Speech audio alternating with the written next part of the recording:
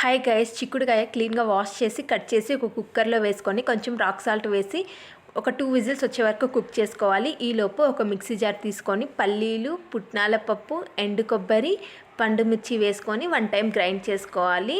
తర్వాత కొంచెం rock salt, వెల్లుల్లి వేసి స్మూత్గా గ్రైండ్ చేసి పక్కన పెట్టుకోవాలి. ఈలోపు చిక్కుడుకాయ కుక్ అయిపోయింది. ఇప్పుడు ఒక ప్యాన్ పెట్టుకొని అందులోకి ఆయిల్ వేసుకోవాలి.